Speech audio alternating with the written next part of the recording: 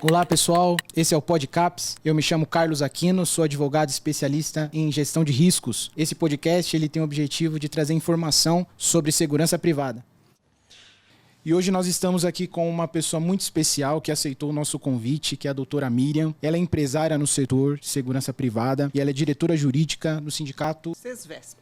No SESVESP, exatamente. Doutora Miriam, pode se apresentar para a gente, por gentileza? Prazer em estar aqui com Sim. vocês, de a gente poder trocar essas informações. Então, como você disse, eu sou advogada, sou empresária na área de prestação de serviço de vigilância há mais de 25 anos e sou diretora jurídica. Estou como diretora jurídica do SESVESP, que é o Sindicato das Empresas de Segurança Privada do Estado de São Paulo, da ABREVES, que é a Associação Brasileira das Empresas de Segurança, e agora uma novidade para você, nós tivemos a eleição da FENAVIST, que é a Federação Nacional das Empresas de Vigilância, que fica em Brasília, e eu também estou fazendo parte dessa diretoria, colocando meu conhecimento jurídico, então eu vou entrar como vice-presidente de assuntos destinados a direito e segurança do trabalhador na área de segurança. Bom, pessoal, então a gente tem aqui, olha o privilégio da doutora Miriam, que aceitou o nosso convite, vai estar compartilhando com a gente a experiência dela já de décadas na área de segurança privada. A gente está estreitando esse relacionamento nos últimos tempos, falando um pouco mais sobre segurança privada, segurança corporativa, e tem sido um privilégio porque a gente também tem uma história, ela é uma pessoa que estimula muito, tem uma história com o grande ABC, de ajudar o jovem advogado, então eu tenho um carinho, um afeto muito especial pela doutora Miriam, por conta de toda essa história que ela promoveu e promove no grande ABC. Obrigada. Doutora Miriam, a gente vai falar sobre segurança privada hoje. Vamos tentar chegar o mais próximo das pessoas. A gente sabe que hoje é um anseio das pessoas cada vez mais, as pessoas estão se preocupando com a segurança privada. A gente, em ano de pandemia, a gente teve um crescimento considerável na área de segurança privada. A gente tem indicadores de 13% do crescimento em ano de pandemia. Ou seja, existe uma grande necessidade dos empresários estarem atentos a esse crescimento, à demanda das pessoas, das empresas por segurança. E ao mesmo tempo que cresce essa demanda, também cresce a clandestinidade. Infelizmente. Aí eu queria saber de você o que é uma empresa clandestina, como eles se posicionam no mercado, como que eles fazem esse assédio às empresas. Aqui, uma empresa clandestina, na verdade, é aquela que não tem autorização do poder público. As empresas de segurança privada, elas têm autorização da Polícia Federal. Ela só pode atuar com autorização da Polícia Federal. Isso é um alvará, né? Inicialmente, na Constituição da empresa, tem uma série de requisitos que tanto o empresário, a pessoa física, né, e a própria estrutura da empresa, ela deve seguir. Realmente, não é fácil para se abrir uma empresa de segurança hoje no Brasil, os requisitos são muitos, e a empresa que não consegue cumprir esses requisitos, ela abre uma empresa que nós, do segmento, chamamos de clandestina, porque ela não tem autorização da Polícia Federal, que é subordinada ao Ministério da Justiça, né? E hoje é muito importante que a empresa, quando ela vai contratar uma empresa para prestar esse tipo de serviço, ela se atente a esses detalhes também, né? É fundamental, né? Você assistiu o filme Dormindo com o Inimigo? É mais ou menos isso. Você contrata alguém para te trazer segurança, para que você tenha a sensação de segurança, e você está trabalhando com alguém que está na clandestinidade. E eles assediam demais as empresas hoje, né? Hoje tem o pessoal que é da segurança pública, os policiais militares também, que às vezes, por conta da realidade do nosso país, por muitas vezes tentam o famigerado bico, exato, né? E aí eles buscam também, de certa forma, como um trabalho autônomo, né? Tentar se aproximar das empresas para prestar um serviço autônomo também, né? Também. Além das empresas constituídas, na verdade, essas empresas, a maioria, é uma empresa de portaria, de zeladoria. Sim. Ela começa com uma prestação de serviços terceirizada que é plenamente legal, ninguém está dizendo que isso é ilegal, né? Mas em algum momento ela desvirtua esse trabalho e oferece para o cliente segurança. Não, segurança é só empresas autorizadas. E uma coisa que é super importante, o contratante saber, que a atividade de segurança, quem trabalha com a segurança, eu não posso ter dentro da minha empresa serviços de limpeza, por exemplo. Eu não posso oferecer esse serviço. A vigilância é só vigilância. A pessoa pode ter uma outra empresa no grupo, né? E aí ela oferecer os dois serviços. Mas a clandestina normalmente é uma empresa de serviços, de facility, né, quando é uma empresa estabelecida, e oferece a segurança. Ele não pode oferecer o serviço de segurança. Sim, sim. Isso é muito comum, então, no mercado. Muito, muito. Então, você, empresário, que vai contratar uma empresa para prestar esse tipo de serviço, se atente a esses detalhes. Não vai comprar gato por lebre. Exatamente. Né? E vai acabar comprometendo que o barato sai caro. Às vezes é muito importante você ter essa expertise, buscar consultoria, buscar alguém que possa trazer esse serviço para você de forma mais assertiva. Miriam, fala para a gente as atividades exercidas pelas empresas de segurança privada. A empresa de segurança, nós temos uma lei específica, a Lei 7.102, é uma lei que já está desatualizada, é bem antiga. A gente está agora aguardando o Estatuto da Segurança, que faz 10 anos que está aí, até um pouco mais tramitando. Mas hoje, de acordo com a Lei 7.102, nós temos 5 atividades. A empresa de segurança, hoje, né, de acordo com a atual legislação, ela pode fazer a vigilância patrimonial, que é esse vigilante que você vê na porta do banco, dentro das empresas, o vigilância patrimonial, ele cuida do patrimônio. Nós temos a vigilância pessoal, que conhecida como o VSPP, os guarda-costas, né? Então, essa é a segurança pessoal. Também dentro do escopo da segurança privada, escolta armada, ela está dentro desse escopo também. A formação de vigilantes também está, ela faz parte, né? A formação do vigilante é uma coisa tão importante que ela está dentro da lei que autoriza as empresas de vigilância. Então, a gente tem lá, vamos voltar, a vigilância patrimonial, a escolta armada, o VSPP, os cursos de formação e transporte de valores. Então, para a gente prestar esse serviço de capacitação também, a gente precisa ter autorização. Exatamente. Ninguém sem autorização da Polícia Federal pode dar curso de vigilante. Ele é tão fiscalizado ou até mais do que as empresas. Ele tem todo um programa para cumprir. A formação do vigilante hoje ela tem quase 200 horas. Ela tem 200 horas, né? A cada 2 anos ele é reciclado.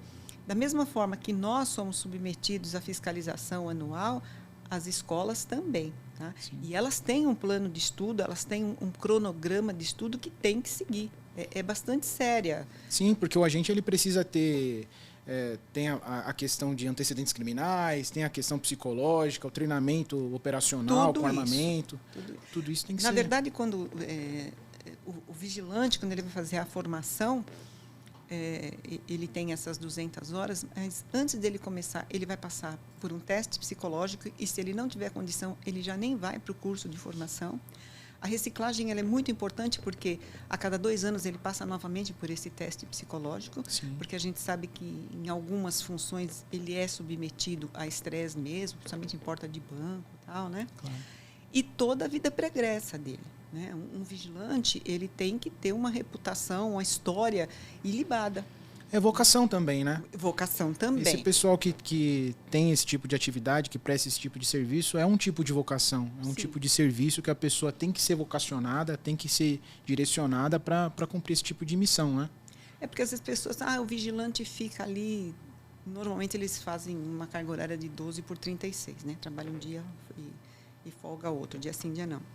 Mas você pensa que se você não tiver um preparo físico e psicológico, você ficar 12 horas atento, né, tomando conta de um espaço, não é uma função fácil. Não é fácil. Não é fácil. Se coloque 12 horas num posto, pensando aí numa indústria, ainda que tem alguma movimentação, tal, mas em alguns lugares a gente sabe aí que para os interiores aí eles trabalham em usinas, em lugares mais afastados. É uma responsabilidade muito grande. E tem posto que está abandonado também, né, Miriam? Tem alguns lugares que estão totalmente abandonados, que o vigilante trabalha de qualquer forma. É complicado. E sem nenhum acompanhamento, né? Supervisores, então, consultoria. O que é muito importante, né? Às vezes, isso a gente vai falar principalmente de órgão público, né? Ganha quem tem menor preço. Sim. E, normalmente, quem tem menor preço dificilmente tem a melhor qualidade. Sim, né? Sim. Aliás, dificilmente ela tem uma qualidade média. Verdade, né? verdade. Mas aí, se você pensar em todas as licitações, é leilão. Né? Sim. É leilão. E o que acontece muito? a pessoa entra com preço inexequível, o poder público não considera isso um preço inexequível. O que significa? Ele não consegue pagar salários e todas as obrigações, lembrando que hoje o vigilante ele tem os 30% de periculosidade. Sim, sim. Quer dizer, o vigilante hoje não é um profissional mal remunerado, se você pensar na realidade do nosso país, né? E aí o que acontece? O poder público contrata pelo menor preço, dependendo do lugar onde ele vai trabalhar, às vezes vai tomar conta de algum patrimônio público mais afastado, o supervisor não vai mesmo, vai lá de vez em quando, diferente de quando você contrata uma empresa que sabe dos custos, porque não é barato. Eu sei que é um serviço que não é barato, mas se você conseguir enxergar uma planilha de um custo de uma empresa de vigilância, você, como contratante, não vai escolher o melhor preço, o menor preço. Né? Porque não se consegue honrar. Já pensa nos encargos trabalhistas. Hoje a gente, as empresas de segurança, uma pela outra, trabalha com uma média de 80%, 85%. Isso a gente enxugou o máximo que podia. Então, para cada R$1, 85 centavos é imposto. Olha só. Né? São os encargos. Não tem milagre. E aí a empresa assume o risco, totalmente, deixa acontecer, né? Acaba contratando aquela empresa que vai trazer um serviço que é inferior também. Porque por mais que ela escreva no papel que ela vai prestar aquele serviço, chega na hora ela não consegue prestar um serviço com excelência, sai um serviço inferior, o vigilante, o agente, ele fica prejudicado, porque ele fica em condições precárias no posto, e essa é uma questão a empresa muito ainda grave. Assume todo o risco. Não, e assim, a gente fala no poder público, mas é o poder público, mas tudo do poder público quem paga somos nós, cidadãos. Sim, sim. Né? Então, assim, quem paga mal, paga duas vezes. Esse ditado aí é isso aí mesmo. É bem isso mesmo. Nós pagamos duas vezes, esse que é o problema. Nós, como cidadão, ele contrata mal, o vigilante não consegue receber, às vezes a empresa quebra no meio do caminho, e essa imagem negativa que se tem das empresas de segurança, que presta atenção se é empresa privada contratando. Sim. Sempre quando você vê um escândalo, alguma coisa, a empresa quebrou, deixou um monte de trabalhador sem receber, procura saber se foi uma empresa privada. Normalmente, assim, eu acho que sem medo de errar, 95% foi o órgão público que contratou pelo menor preço. Ele tem que ser responsabilidade, porque ele tem que fiscalizar essas empresas. E não era para ser assim, né? Se o leilão ele serve justamente para isso, né? Para você conseguir encontrar a empresa que vai prestar o melhor serviço também. E já faz aquela selecionada também das empresas que podem participar também desse processo. Mas infelizmente não é a técnica que conta, é preço. Ah, claro. Sem contar as questões também de corrupção que às vezes podem acontecer, né? O nosso país é complicado, né? Sem contar que às vezes a gente tem mais uma dificuldade. Você não tem histórico, né? A contratação não tem histórico. E às vezes alguém um pouco mais desavisado monta uma empresa de segurança, ele monta como um Eireli. Uhum. Então, para quem não sabe, é a empresa individual, tal, né? Ele monta como Eireli, escolhe alguém, um laranja, monta uma empresa, trabalha 2 anos para um órgão público, né? Quebra, vai embora, daí um pouco ele monta outra Eireli, ele ganha várias licitações, porque ele sempre tem o menor preço. Sempre tem o menor preço. Sempre tem o menor preço. Quebra de novo, entra outra, e isso é um ciclo vicioso. Exatamente. E a segurança sempre deixada de lado. E nós ficamos com uma imagem muito ruim no segmento.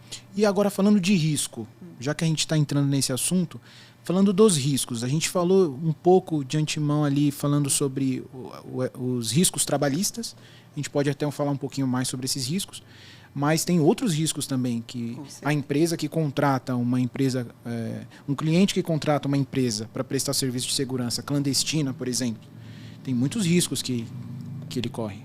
Especialmente se for armada. Sim. Né? Porque é muito importante saber que o vigilante, o porte do vigilante, ele não é nominal, ele não é pessoal. Sim. Né? Não é personalíssimo como o seu porte de arma, o meu porte de arma. O porte de arma é em função da atividade de vigilante. Sim. Tanto que a arma sai em nome da empresa, né? E no momento que ele tem a carteira de vigilante, a CNV, em dia, tudo certinho, com a reciclagem, aquilo é o porte de arma dele. Seria um porte funcional. Inclusive, se ele for pego sem essa CNV, já é um estresse terrível. Já é um estresse terrível. Porque eu posso entender que ele está com porte ilegal de arma. Exato. Então, mesmo ele estando ali com vínculo empregatício, né? Então, é muito fechadinho mesmo essa proteção. Agora, você imagina uma empresa que se diz de segurança. Primeira pergunta, de onde saiu esta arma? Sim. De quem é esta arma? Não é? Claro, claro. E aí você pega uma arma que, digamos que seja do dono da empresa. Quantas armas ele pode ter no nome dele para poder entregar uma arma para um vigilante, que não é vigilante? Sim, sim. Né? Ele pode até ter sido vigilante, mas ele está ali trabalhando clandestinamente. Né? E se a gente tiver um disparo, uma morte com essa arma? Né? Eu que contratei. Qual é a minha responsabilidade? Eu tenho obrigação. Sim, o cliente também se responsabiliza. É muito perigoso. Claro, claro. Toda vez que você vê assim, o segurança, as pessoas utilizam o termo muito errado. A maioria, dependendo do lugar, ele nem é segurança, ele não tem nenhuma qualificação como segurança. Isso, já que a gente está falando de prestação de serviço clandestino, também se aplica ao policial militar. Imagina a figura do policial militar que vai prestar o serviço, normalmente com a sua arma pessoal. Então, ele já tem outros riscos que envolvem também a atividade dele, processo administrativo na polícia militar. Aí tem a questão do próprio procedimento padrão que ele vai utilizar. Né? Qual é o procedimento que ele vai utilizar? Se você contrata uma empresa, eles vão utilizar um procedimento que é engessado para o profissional da segurança privada. Já o policial militar, ele tem aquela dificuldade porque ele não deixa de ser agente público quando ele está à paisana. Né? É a história da prevenção e da reação. Exato. Né? O segurança particular, o segurança privada, ele é um profissional preventivo. Sim. Né? O policial, ele já tem um treinamento, né, reativo. Exato. É muito diferente a postura de um e de outro. Né? O policial já tem aquele instinto, ele é treinado para isso, para a rua. Para né? intimidar muitas Exatamente. vezes, né? Utiliza até o armamento para intimidar algumas vezes. Né? É um profissional... hoje, a gente poderia até, em algum momento, pensar que as duas, a segurança pública e a privada, se completam, né? Sim. Porque aonde a segurança pública não chega, a segurança privada, óbvio, para quem pode pagar, chega, né? Mas é muito diferente, a prevenção e a reação. Sim. Até mesmo por conta dessas... Elas se completam até pelas soluções que a segurança privada oferece hoje também, né, Miriam? Hoje tem toda a parte de tecnologia, Exato. Parece que as coisas estão todas é uma rede, né? Tá tudo se comunicando, né? Muito importante hoje a segurança privada mesmo hoje, no cenário. Lógico, o homem é fundamental, né? Ele está ali, ele é fundamental, né?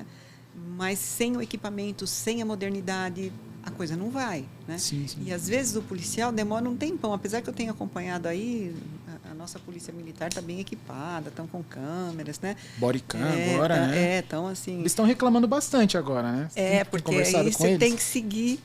Tem que seguir o pop deles, né? Exatamente. E é uma dificuldade também pro... Mas eu acho assim como a gente acaba tendo o nosso nome jogado na lama pelo mal profissional, né? ruins, a mesma coisa com eles. Verdade. Não é? Tudo tem os dois lados, né? A segurança privada hoje está trabalhando com drone. Já tem formação para vigilante que consiga trabalhar com drone. Isso é muito legal. Não é? Sim. Claro que esse é um trabalho que vai ficando cada vez mais caro, mas tem a possibilidade. A gente, né, aquilo que o país vai se modernizando, a gente está indo atrás. Às vezes, da segurança pública demora um pouco mais, porque depende de verba pública. Claro. Não é? Sim, é verdade. Como a gente faz para checar uma empresa irregular? Facinho. Facinho? Então, vamos explicar para as empresas agora que vão contratar o cliente que vai contratar a empresa de segurança. Você não quer dar esse mole de contratar uma empresa irregular. Então, a Miriam vai explicar para você como que você vai fazer. Primeira coisa, entra no site da Polícia Federal. Tem uma das abas lá escrito... CNPJ. Segurança privada lá na Polícia Federal. E nessa página da segurança privada tem todas as informações. Joga o CNPJ da empresa, você sabe se ela é regular ou não. Sim. Tá? Para todos esses serviços. todos esses serviços, né? Não, quando você joga o nome da empresa, já sai ali a atividade dela, ela está autorizada, parece se ela está ativa ou inativa. Tá? Legal. Mas fora isso, aqui tudo bem, eu tenho o alvará, isso é a questão 001 para contratar uma empresa de segurança, que pelo menos a questão de armamento você sabe que é ok, a estrutura física dela é ok. Mas seria interessante quando quando for contratar uma empresa de segurança, verificar processos trabalhistas. Isso é importante. Não que a empresa não tenha processo trabalhista, não é isso que eu estou dizendo.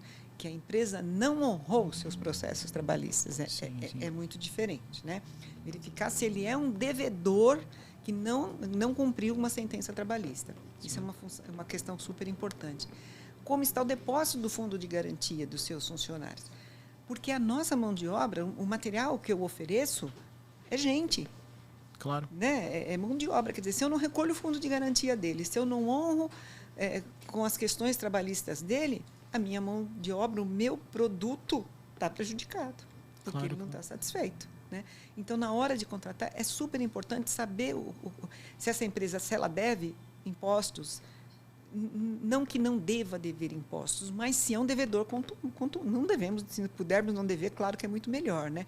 Mas você sabe que nós viemos aí de 2 anos de algumas dificuldades, mas dívida, não depositar fundo de garantia é uma questão fundamental para quem contrata a mão de obra. Sim, né? sim. Dívidas com relação ao INSS, isso também é muito importante, porque isso é a proteção do trabalhador. Tudo que é a questão de proteção do trabalhador é muito importante quem vai contratar saber. Perguntar para os seus clientes, né?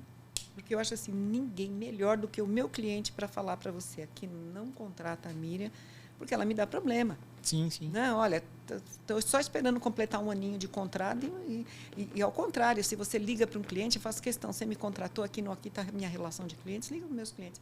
Se você olhar e ver que a minha empresa tem mais de 25 anos e eu tenho cliente de 25 anos, opa. Já é outra coisa. Não é porque eu sou bonita, é porque eu presto um bom serviço. Se eu tenho vigilante... Mas é bonita também, obrigada. Né? Eu queria arrancar o elogio.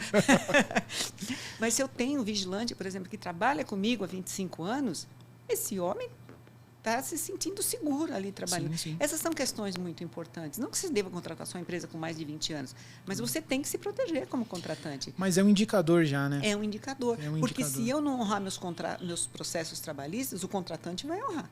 É verdade. Se for empresa particular, se for o órgão público, a coisa vai demorar um pouco mais, né? Sim, sim. Mas uma empresa que contrata, se a empresa contratada não honrar, o contratante vai honrar. Olha aí. Né? Porque você, como advogado, sabe da Com certeza, solidariedade no processo trabalhista, e isso é muito comum. Para quem está acompanhando a gente, é a responsabilidade solidária. A empresa cliente que está contratando o serviço, ela pode também responder por esses valores trabalhistas também. Então, só esse já é um motivo ou seja, se você me contrata suficiente. E eu não consigo pagar, eu não honro as verbas trabalhistas do meu empregado, você, contratante, vai pagar. Já é o suficiente para a pessoa tomar um cuidado, né? Porque a dor que mais dói é a do bolso. Exato. É verdade. Miriam, toma um pouquinho de água, que você está falando desde o início.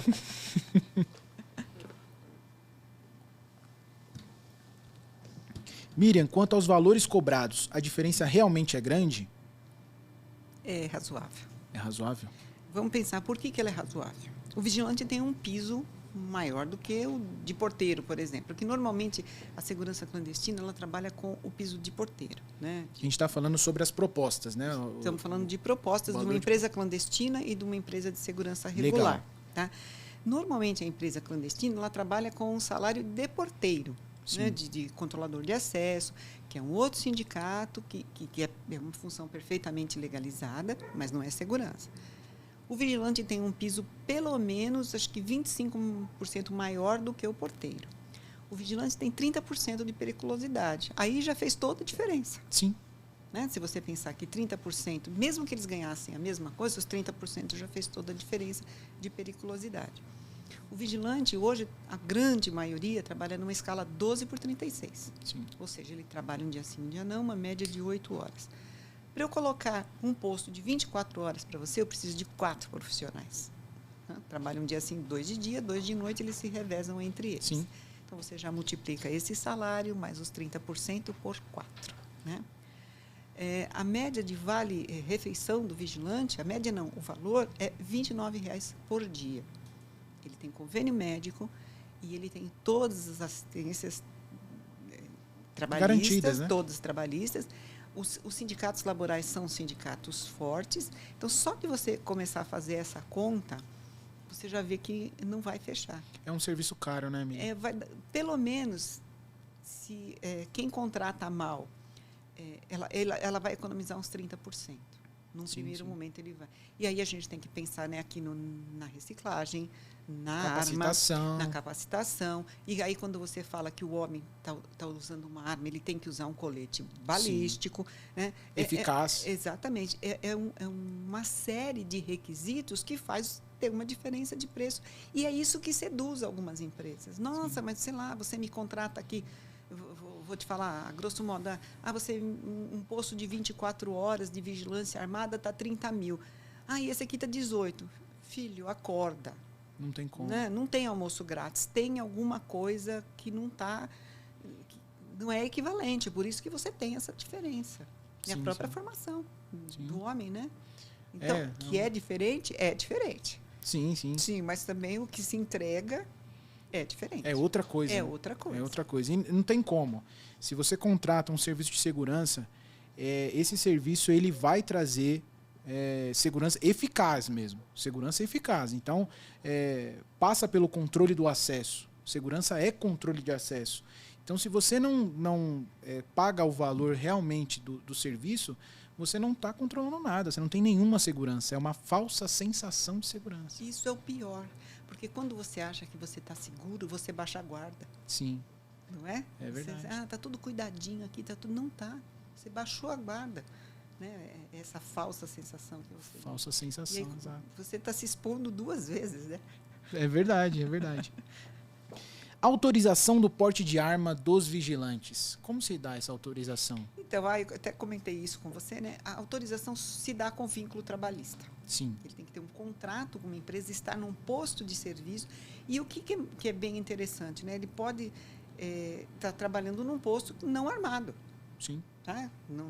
Não tem muita diferença. Ele continua sendo um vigilante e várias empresas hoje optaram por postos desarmados. Então, o porte da arma dele se dá pelo vínculo com uma empresa de segurança. Sim. Tá? A empresa de segurança, por si, quando precisa comprar armas, ela entra com uma requisição na Polícia Federal. A Polícia Federal vai autorizar a compra dessas armas de acordo com o número de vigilantes que ela tem, do quadro operacional dela. E aí, isso é um controle muito rígido. Eu não compro arma quando eu quero, quando eu acho que... Não. Eu compro armas ou quando elas precisam ser trocadas por conta da validade, da manutenção, né? A mesma coisa se o colete balístico eu também só compro com autorização. E aí é sempre vinculado ao número de vigilantes que eu tenho. Né? E aí, quando o meu funcionário... E aí, Carlos, que é interessante, se você me contrata, Miriam, segurança armada profissional, né? Eu tenho que mandar uma cópia do nosso contrato para a Polícia Federal, dizendo, olha, estou trabalhando para o Carlos, eu estou num posto que tem 4 portarias armadas, eu vou trabalhar nesse local, aí é que ele me autoriza a tirar a arma da minha empresa e levar para o posto. Isso através de uma guia de tráfego. Então, você imagina se uma segurança clandestina vai fazer isso? Não faz. Não vai. Né? O supervisor só pode sair de dentro da empresa quando ele tiver com essa autorização da Polícia Federal, com uma guia de tráfego, sai do meu município, no meu caso Santo André, vou levar para Barueri. Eu tenho essa autorização. Né? Sim. E aí, quando eu entrego na mão do vigilante, que está naquele posto, ele faz parte de todo um controle no GESP, que ele é contratado naquele lugar e que ele está apto, porque ele está com a reciclagem em dia, ele está com toda a sua situação em dia. É aí que se dá o porte de arma do vigilante. Sim. Teve algum tempo atrás, aí você deve se lembrar, que teve um levante aí que o vigilante queria ir embora com a arma para casa. Isso é uma ilusão. Ilusão. E uma loucura, né? Uma loucura porque é o que a gente estava conversando. Ele utiliza o armamento no posto. No posto. Né? E o responsável pelo armamento é a empresa. É a empresa. Então, se ele levar o armamento para casa, aí já envolve um monte de outra situação. Assim, uma questão pode agravar. Importante, né? Num posto que é 24 horas, ou seja, roda dia e noite, eles fazem na rendição a troca de armas sem problema nenhum. Sim. Agora, pensa num posto que isso é muito comum, principalmente em algumas indústrias, que durante o dia a gente tem um porteiro trabalhando. Sim. E durante a noite temos vigilante trabalhando. Essa arma, ela fica num cofre, guardada.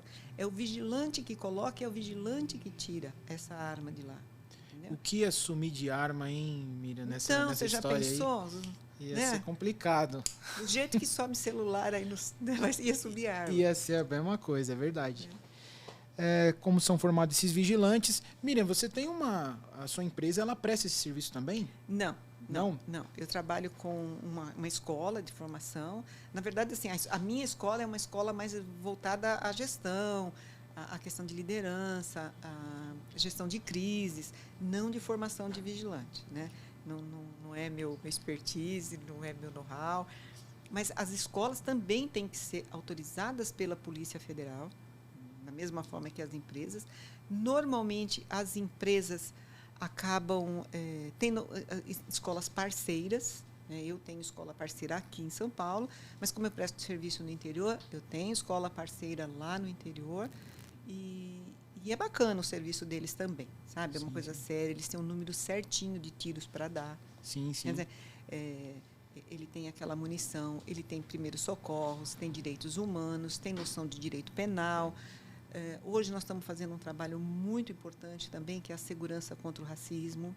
Né? Legal. Que na segurança não tem o racismo, por todo o histórico aí que a gente teve. Uma pauta necessária. Hoje o agente ele precisa ter essa condição, né? Exatamente. Então, de pensar, não é um leão de chácara, né? Não. Isso não existe mais.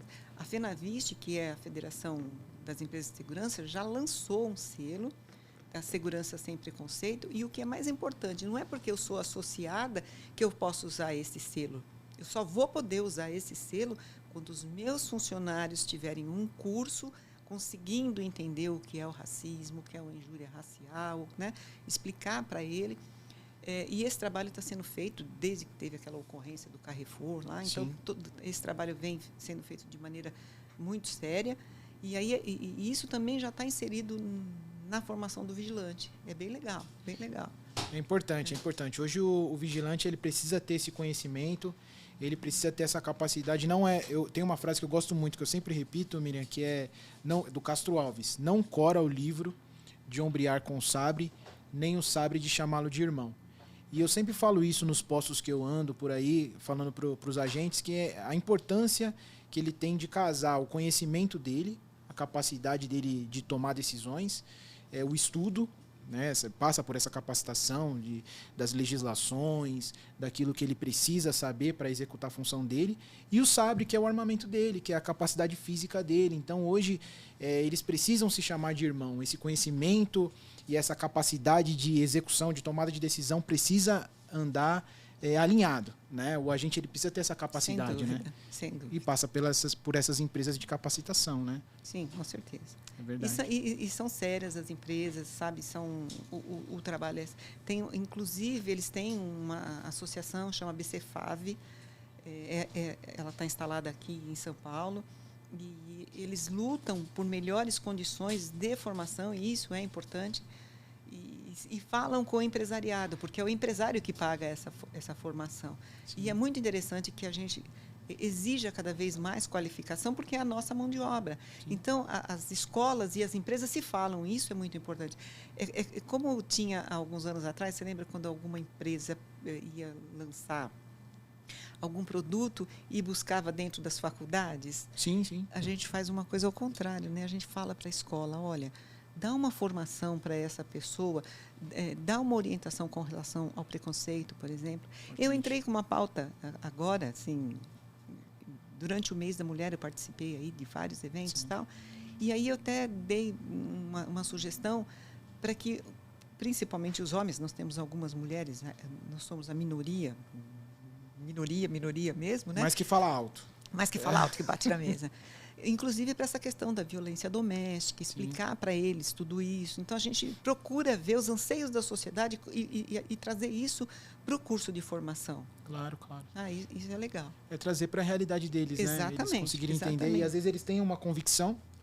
E é muito importante eles terem essa disciplina intelectual de entender que os nossos clientes, muitas vezes, eles estão alinhados com essas pautas, com, né, todas essas pautas jurídicas, inclusive, esses anseios da sociedade, e por mais que o agente ele tenha uma convicção, ele precisa ter profissionalismo para atender os interesses do cliente. Né? Exatamente. Importantíssimo.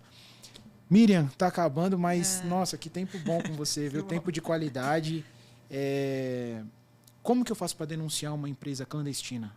Olha, na verdade, é a própria Polícia Federal. Sim. Mas eu vou contar um segredo, hein, Carlos? Olha aí. Difícil para eles, não é? Claro. Porque claro. quem que ele fiscaliza? Ele fiscaliza as legalizadas. Sim. Entendeu? Quem é legalizado é fiscalizado todo ano. Vai lá, abre porta, verifica. Vê tudo, né? As instalações e tal. A clandestina depende de uma denúncia. A denúncia pode ser feita no próprio site da Polícia Federal. Pode ser feita no nosso sindicato, no SESVESP, que aí nós mandamos a denúncia para a Polícia Federal. Eu sei que a Polícia Federal tem dificuldade porque o número de agentes para atender o estado inteiro é pequeno. Então, se o número é pequeno, ele vai trabalhar em cima das que estão legalizadas, no sentido das fiscalizações, que é interessante também, porque uma fiscalização da Polícia Federal, ela é feita uma vez por ano, quando do alvará. Até voltando assim, quem vai contratar? Quem vai contratar tem que saber que uma empresa de segurança nunca pode estar num prédio comercial. Nunca. Eu não posso estar num prédio. Eu não posso ter vizinho de parede contígua. Né? Eu tenho que ter uma casa de armas dentro da empresa, com paredes blindadas, com portas blindadas. Eu tenho que ter toda uma proteção perimetral. Né? E aí a Polícia Federal vai fiscalizar a mim, que sou autorizada, para ver se tudo isso está certinho, e ele não tem como fiscalizar a clandestina. A não ser que seja algo assim muito berrante, como às vezes a gente vê. Eu vou te falar aquele exemplo que hoje é o estudo de caso, o do Carrefour. Aquilo era uma empresa de segurança legalizada, mas que tinha uma empresa de facilities. Então, a pessoa que estava trabalhando ali não era um segurança. E se você for ver, era um fiscal de loja, era qualquer outra profissão. Mas a empresa de segurança que tem o mesmo serviço, ela estava legalizada. Sim, sim. Entendeu? Então, assim, a denúncia precisa ser feita, porque se um denuncia, 2 denunciam, 3 denunciam, alguma coisa vai ter que ser feita. Mas, normalmente, a coisa é feita quando houve um disparo de armas, quando houve uma vítima. E aí já aí vira, aí a coisa vai, mas vai depois que alguém morreu ou que alguém ficou ferido. Complicado. E a ideia é que fosse o contrário, né? Sim, sim. Né? A gente pensar sempre em prevenção e não na reação.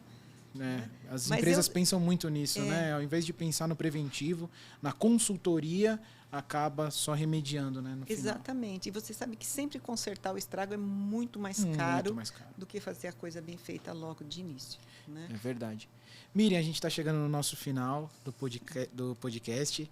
Eu queria que você deixasse uma mensagem para as empresas, para os profissionais, para os advogados também. Para os advogados. O jovem advogado que está entrando, querendo, procurando novos horizontes também. Eu penso que a área da segurança corporativa, essa área de fraudes, gestão de risco, é uma área muito interessante para o jovem advogado. É uma área que está fervilhando, que precisa de pessoas capacitadas, que estejam buscando também o conhecimento. E eu queria que você deixasse um recado para eles e também para as empresas, né? Depois de todo esse podcast que a gente falou para eles, orientando, fica aí o recado para eles também. Bom, a minha sempre, né? Contrate bem. Né? Contrate bem. O que é contratar bem? Não é você contratar com o melhor preço. Lógico que você tem que gostar da empresa, de quem está fazendo o contato. Isso é fundamental. Porque se você vai lidar comigo, né? Eu sou a empresa que vai representar, eu também preciso disso. Mas, além disso, eu preciso saber de toda a questão documental, e isso é fundamental. E a relação com a empresa, porque você está colocando a empresa dentro da sua casa. Você está colocando os meus funcionários dentro da sua empresa. Você tem que saber quem eu sou. Entendeu? E isso é fundamental. Além da questão toda documental, você tem empatia com quem vai lidar. Né? Então, eu sempre sugiro, você vai contratar uma empresa de segurança, fale com o cliente dela. Fale com o vigilante dela, que é o melhor. Sim, sim. Se o vigilante falar bem da empresa, falar, estou aqui, ela é boa. Ponto positivo. Puta, contrato. E é isso, sabe? Você não fica uma empresa que está há 20, 25 anos no mercado, não é por acaso. É verdade. Não é por acaso. Então, é importante você ver o histórico. Agora, a gente pensando no jovem, a gente vai falar do jovem advogado, porque você sabe que hoje eu estou atuando lá na OAB, a gente está desenvolvendo... Só não falamos disso, né? Deveríamos ter falado. Isso, estou desenvolvendo um trabalho. O pessoal pergunta, Miriam, que horas você trabalha, né? Eu trabalho todas as horas. É que eu faço alguns trabalhos voluntários, tipo lá na OAB e tal, né? Sim. Mas quando você falou do jovem advogado, no nosso segmento, ele é mais difícil. Nosso segmento, que eu estou falando, nem é o direito, é a segurança mesmo, que é de onde eu tiro o meu sustento. O direito é algo que eu adoro, tal, mas é da segurança que eu tiro o meu sustento, né? Claro que o direito me ajudou muito a errar cada vez menos, né? Então, é importante que a empresa tenha um jurídico bacana. Legal. Porque, assim, o que eu sempre falo para o vigilante, eu dou um curso para o vigilante, direito penal, para vigilante, para ele saber nos crimes que ele pode incorrer dentro da atividade dele. Eu acho isso fundamental, ele saber. Eu tenho esse curso pronto, tal, fiz para os meus funcionários, né? Mas voltando no jovem, né? É específico o nosso negócio. Sim, sim. Sabe? Ele é muito cheio de detalhes. Então, aquele que se dedicar realmente a isso, eu acho que tem sucesso. Tem sucesso. Né? Então, fica a dica aí, pessoal. Vocação, sejam felizes acima de tudo. Exatamente. Né? Saibam o que vocês querem. Sejam vocacionados para essa área também, que é uma área que exige vocação. Mas é uma oportunidade também. Né? Porque é uma área, se você quer trabalhar das 9 às 5, não vá trabalhar na segurança privada. Sim, sim. Né?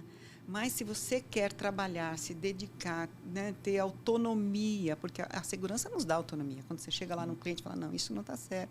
Claro, a autonomia depende do bolso dele, mas você tem autonomia de colocar o seu conhecimento ali e ser aprovado ou não, normalmente é por questões financeiras, nem é por intelecto, de projeto. Mas é isso, o que aqui não falou. O que eu falo para o advogado no dia que eu entrego a carteira dele, antes de qualquer coisa, não seja mediano. Sabe? Porque assim, quase todo mundo está na média. Tenta emergir um pouquinho. Sim. E a segunda coisa, honre o que você está fazendo. Né? Tenha orgulho e honre o que você está fazendo. Né? Ali é seu nome, ali é você. Então, quando você sai da média, honrando o que você está fazendo, a pessoa sabendo, olha, eu estou contratando a Miriam porque é a Miriam, isso aí já é o suficiente. Você entendeu? Porque eu sei que a palavra dela está valendo mais do que a assinatura no contrato. Então, você, jovem advogado, você profissional, a sua palavra tem que valer mais que a sua assinatura. Sim. E se por algum momento, por alguma adversidade, você não conseguir cumprir por adversidades, você deve ser a primeira pessoa a chegar lá e falar, olha, eu não vou conseguir cumprir por causa disso, disso e daquilo. Isso já é uma assinatura. É verdade. Miriam, muito obrigado pela sua presença. Você é uma mulher inspiradora. Opa, obrigada. Aliás, ela continua sendo inspiradora. Não só para mim, mas para muitos advogados. Legal, obrigada. Em especial lá no ABC. Eu tenho certeza que eu estou falando em nome de muitas pessoas que têm um carinho enorme por você. Eu agradeço. E eu agradeço também a sua presença aqui, em nome da CAPES. Foi um convite, nossa primeira vez que a gente faz esse podcast. E você aceitou esse convite de imediato. Então, para mim, é um privilégio realmente fazer isso com você. Espero que eu traga muito boa sorte, muitos bons fluidos e que os negócios, para você e para mim, cresçam muito. Nós acreditamos que sim. Amém. Obrigado, Miriam. Obrigada eu. Obrigado, pessoal. Até a próxima.